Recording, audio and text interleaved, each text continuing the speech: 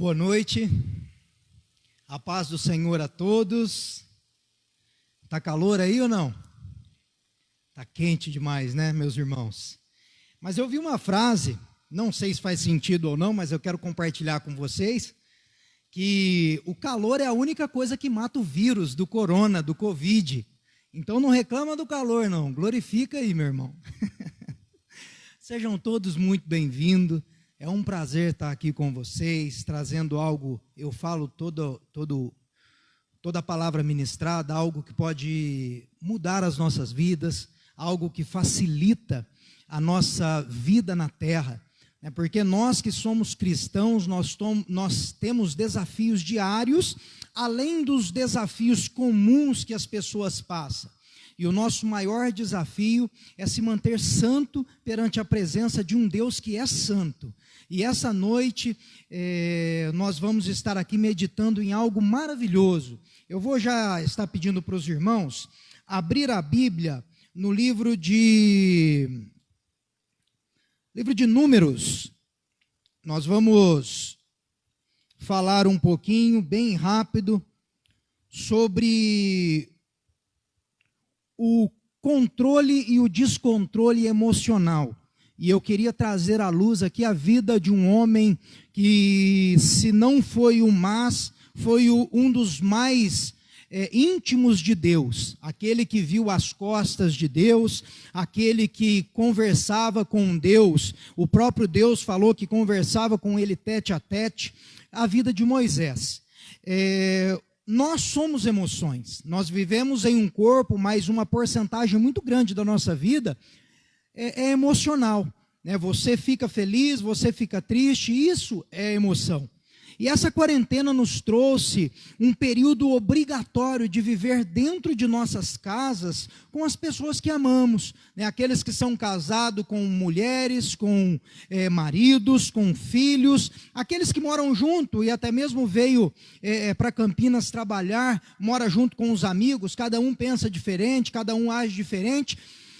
Isso nos obrigou a ficar dentro de casa meio que trancafiado com essas pessoas e nos obrigou a termos o controle emocional afiado. Infelizmente, nessa quarentena, ouvimos muito casos de famílias serem separadas, amigos acabarem com amizade de tantos anos por descontrole emocional. Vimos também pais perderem filhos, mães perderem filhos, esposas, maridos, esposas, não pela doença e não pela morte, mas pelo descontrole emocional. Algo que eu costumo dizer que é mais importante do que a fé que temos em Deus. O controle emocional, ele está ligado diretamente sobre o compromisso que nós temos com o Senhor. E a Bíblia chama o controle emocional de domínio próprio, mansidão. Como está o seu controle emocional? O controle emocional da gente é aquele sentimento que faz falar bem e mal das pessoas. É aquele sentimento que nos faz retribuir o mal por bem. Sabe quando você está no trânsito e aquele motorista te cruza na frente, te tranca, ao invés de você falar um palavrão, você respira fundo e fala, vai com Deus. É o controle emocional. Esse controle emocional tem distanciado muita gente do Senhor. E hoje nós vamos ver o que Moisés perdeu por falta de controle emocional. Números capítulo 20, nós vamos ler somente um versículo. Nós vamos ler Números, capítulo 20, o versículo 11. Diz assim: em seguida, Moisés ergueu o braço e bateu 2 vezes na rocha com o seu cajado. E imediatamente jorrou água potável e saciou a sede de todo o seu rebanho. Provavelmente você já viu essa história, onde Deus fez jorrar a água da rocha através da vida de Moisés. Moisés foi um homem escolhido por Deus para libertar um povo que estava escravizado no Egito. Moisés nasceu e os egípcios, com medo da multiplicação dos hebreus, mandaram matar todas as crianças naquela época, para que a reprodução dos hebreus tivessem um fim naquele momento. A sua mãe pegou Moisés, colocou em um cesto, isso fala no livro de Êxodo, que começa a história de Moisés, coloca dentro do rio, e aquela criança vai dentro de um rio desgovernado e para aos pés da filha de Faraó. Miriam, irmã de Moisés, acompanha o cesto de longe, vendo para onde estaria indo o seu irmão. Quando a filha de Faraó pega Moisés no colo, reconhece que era uma criança hebreia, Miriam chega e oferece para aquela mulher uma ama de leite. A senhora aceite que eu vá até aquele povo e traga para cá uma mulher para cuidar desta criança? E a filha de Faraó aceita, e ali Miriam traz a mãe de Moisés. E Moisés volta para os braços da mãe. Porém, de uma certa idade, Moisés é chamado para morar dentro dos palácios de Faraó. E ali Moisés cresce, aprende todas as artes egípcias. Porém, a essência de Moisés era hebraica. Uma certa vez, Moisés passeando, vê um egípcio batendo bravamente, sem pena nenhuma, em um hebreu. Moisés mata o hebreu. E com medo, Moisés foge para o deserto. Moisés, em uma certa ocasião, vê alguns homens maltratando algumas mulheres que estavam indo pegar água, protege aquelas mulheres, e dentre aquelas mulheres estava a sua futura esposa, Zípora, filha de Jetro. E ali Moisés vai para a casa de Jetro. Chegando na casa de Jetro, Moisés começa a trabalhar para ele. Uma certa ocasião, Moisés vai tomar conta do rebanho de Jetro, e ali Deus fala com ele através de uma sarça ardente. E ali Deus escolhe Moisés. Moisés volta para o Egito, vestido como hebreu, com um cajado na mão, na frente de Faraó, e ali Deus usa ele para trazer as 10 pragas que nós conhecemos, onde a última praga matou todos os primogênitos egípcios, incluindo o filho de Faraó. Naquele momento, Deus liberta o povo. Deus manda o povo embora, leva esse povo daqui, eu não quero saber mais desse povo. Moisés ajunta todos os hebreus e sai dos territórios egípcios para o deserto. Deus endurece o coração de Faraó. E de repente Faraó manda novamente os exércitos dele atrás de Moisés e do povo hebreu. Todos conhecem essa história. Mas por que eu quis expor aqui? Porque nós vamos ver aqui hoje que o controle emocional, ele tem um poder muito grande, independente de qual posição você esteja na presença de Deus. Aquele exército de Faraó encurrala Moisés e o povo hebreu entre o mar. Deus fala para Moisés: bateu o cajado, o mar se abre, os hebreus passam e os egípcios são mortos.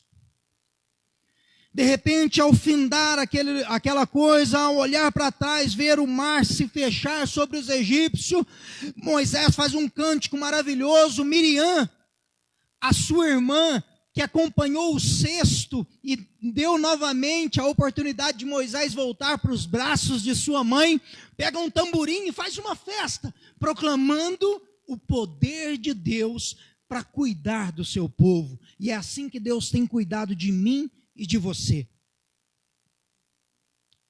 2 meses depois, o povo vê os milagres que Deus fez para libertar o povo. As 10 pragas no Egito, todo aquele povo viu. O mar se abrir. O homem toca o mar se abre, todo aquele povo viu. Porém, em 2 meses, o alimento estava se acabando. Êxodo 16 fala que o povo começa a murmurar contra Deus, duvidando que Deus ia suprir as suas necessidades. E ali, algumas frases que nós já conhecemos no capítulo 16 de Êxodo, versículo 3, fala que o povo começa a lembrar das panelas do Egito que estavam cheias de comida e olha para Moisés e fala para Moisés, Moisés, você trouxe a gente para cá para morrer de fome no Egito, nós preferíamos morrer com a barriga cheia no Egito, só que você trouxe nós aqui para o deserto para morrermos de barriga vazia. E neste momento Deus faz descer o maná do céu. E as codornizes veio e alimentou aquele povo. O primeiro descontrole emocional trouxe a esse povo a murmuração de desacreditar de Deus. Quando nós perdemos o domínio próprio de nossas vidas, sabe aquele momento onde você tenta ensinar algo para o seu filho e o seu filho parece que não entende? Sabe aquele momento que você fala com o seu marido e o seu marido parece que não entende? Aquele momento que você fala com a sua esposa e a sua esposa parece que não te entende e você perde o controle. E às vezes até fala palavrão e às vezes até murmura. Foi justamente isso que esse povo fez. Esse povo, ele desacreditou que Deus ia suprir as suas necessidades e começou a murmurar contra Deus e contra Moisés.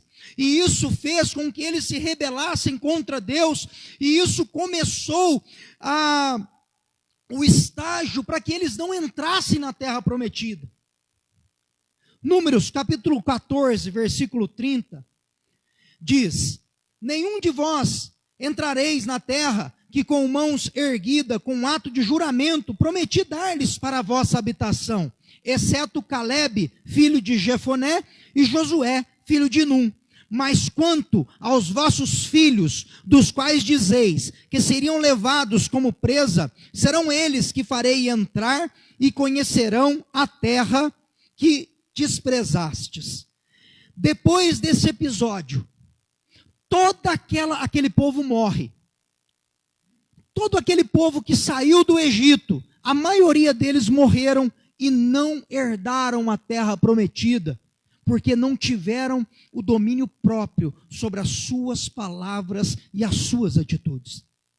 E Moisés liderando aquele povo, homem temente a Deus, homem que falava com Deus face a face, liderando aquele povo, chega em um lugar, no deserto de Zim, o mesmo lugar, ele já tinha passado por lá com aquele povo que se rebelou e aquele povo rebelde. E ali ele perde a sua irmã querida, Miriam, a jovem que sempre acompanhou em toda a sua jornada.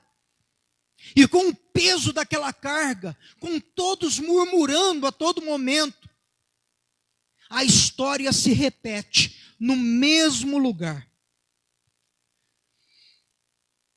Êxodo, Números, foram 2 livros escritos por Moisés. Se nós vermos o que aconteceu em Êxodo 17, do versículo 1 ao 4, nós vamos ver uma pedra também jorrar água. Porém, essa pedra jorrou água para a geração passada, a geração que se rebelou e morreu. 40 anos deram a volta e Deus os levou para o mesmo deserto, onde Deus fala para Moisés. Moisés, ele fica descontrolado com a morte da irmã e com a murmuração do povo que estava com sede. E ali aquele povo se rebelou contra Moisés a ponto de quase apedrejá-lo. Moisés chama seu irmão. Quero que vocês prestem atenção nesse momento. Moisés chama o seu irmão Arão e vai para a porta da tenda. Creio eu que dobra os seus joelhos e pede direção para Deus e fala: Deus, o que nós vamos fazer? Nós vamos ser apedrejados por essas pessoas, elas estão com sede e estão murmurando. E ali Deus fala para Moisés: Moisés, pega o mesmo cajado que você abriu o mar vermelho e que você bateu na rocha, lembra aqui? Você bateu na rocha nesse deserto. Pega ele, chama todo o povo. Êxodo, Números capítulo 20, do versículo 8 ao 10, você vai ver essa história. E quando o povo se reunir na sua frente, peça gentilmente para essa rocha, para que ela jorrasse água. E quando essa rocha jorrar água, eu, que sou o Deus Todo-Poderoso, vou sustentar este povo e todos os animais que eles têm. Moisés então começa a fazer aquilo que Deus fez. No começo ele acertou, reuniu todos, versículo 9, pegou o cajado, e da metade do versículo 10 para frente, Moisés se rebela contra Deus. Moisés se descontrola emocionalmente. Moisés perde as estribeiras. E ao invés de somente fazer o que Deus pediu para ele fazer, ele fala: povo rebelde, vocês acham que eu e o meu irmão vai ter que fazer água jorrar dessa rocha? Pega o cajado e bate 2 vezes muito forte na rocha. Sabe o que acontece, meus irmãos? A rocha, ela jorra água. Deus, ele cumpre a sua promessa de sustentar o seu povo e todos os seus animais. Moisés, ele já tinha feito água da rocha brotar. E da vez que ele fez, ele teve que bater o cajado. Porém, dessa vez, ele só tinha que falar para a rocha, para jorrar água. E Moisés, descontrolado emocionalmente, com os afazeres diários, com a morte de sua irmã, com um povo rebelde, se descontrola, perde o domínio próprio e bate na rocha. No versículo 12, Moisés perde o sonho que ele teve. A coisa que ele mais queria nessa terra, que era entrar na terra prometida. Essa mensagem, meus irmãos, nos traz uma reflexão. Deus, ele fez uma promessa para você, uma promessa material, uma promessa que não iria te faltar nada nessa vida. Às vezes, como eu disse na abertura do culto retrasado, uma casa, um carro, um bom emprego. Você quer ver os seus filhos crescerem e voltar para o Senhor?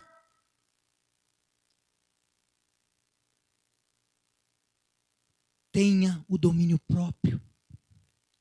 Moisés se descontrolou e se rebelou contra Deus, e Deus fala que Moisés não acreditou que Deus iria fazer com ele tudo aquilo que Deus prometeu. Por causa do descontrole de Moisés, o descontrole emocional, Moisés perdeu o sonho de entrar na terra prometida. E o final da vida de Moisés, uma das coisas mais tristes que acontece, fica em Deuteronômio, capítulo 3, no versículo 26, no versículo 23 ao 26, Moisés suplica para Deus: Deus, tem misericórdia de mim, deixa eu entrar na terra prometida. Deus fala assim para ele no versículo 26, basta, não me fale mais nada a esse respeito. Meus irmãos, nós nunca devemos esquecer que o nosso Deus, ele é um Deus justo. Ele é um Deus que nos ama. Ele é um Deus que quer o nosso bem. É um Deus que enviou Jesus Cristo para morrer por nós.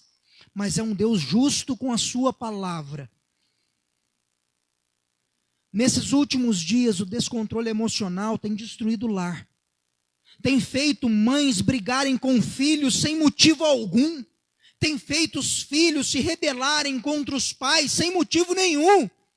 Tem feito homens, dirigentes da igreja, se rebelarem contra membros e membros se rebelarem contra pastores, às vezes sem motivo nenhum.